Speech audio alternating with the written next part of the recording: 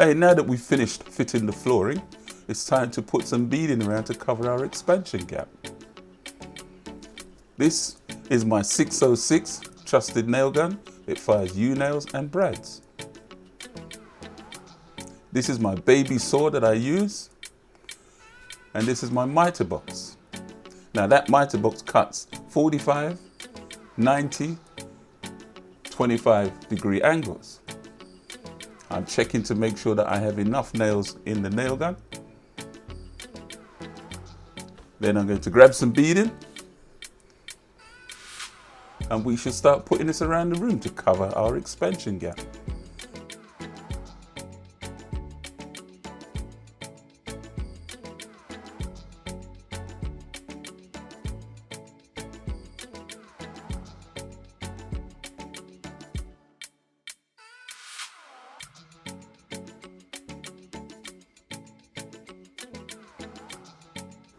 It's a 90-degree cut. It's a 45-degree cut.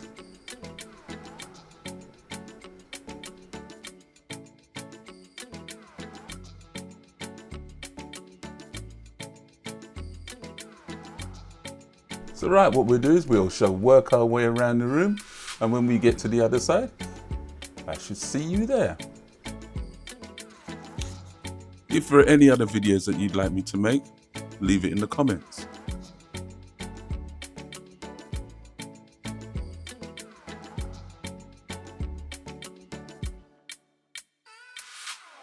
When fitting a floating floor, you must leave an expansion gap. It constantly moves, it expands and contracts, hence the reason why you do need to leave an expansion gap, because if you don't, when the floor expands, it's got nowhere to expand to, and you'll get a big bubble in the middle of your room.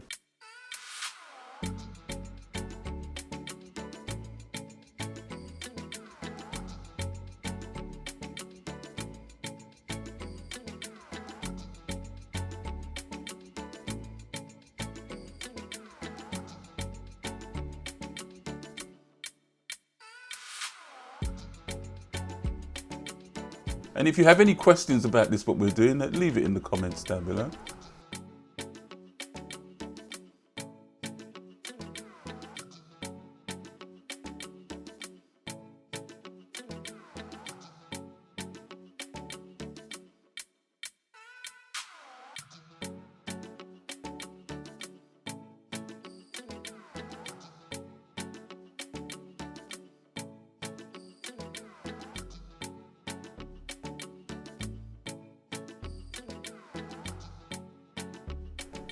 And if you find these types of videos helpful, check out my playlist.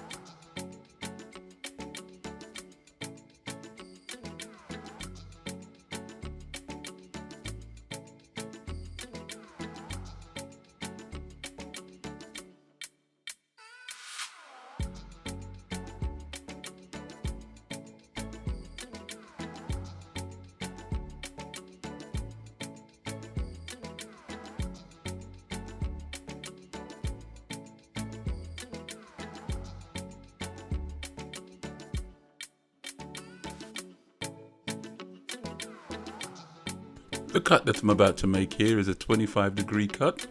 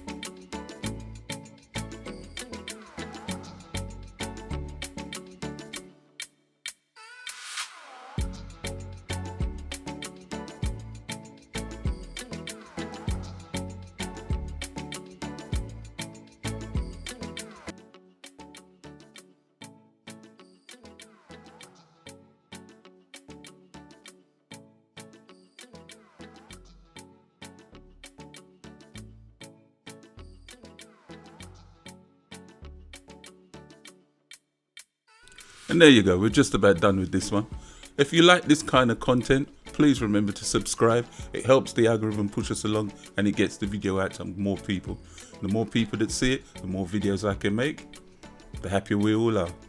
Like, share and subscribe. Thank you for watching.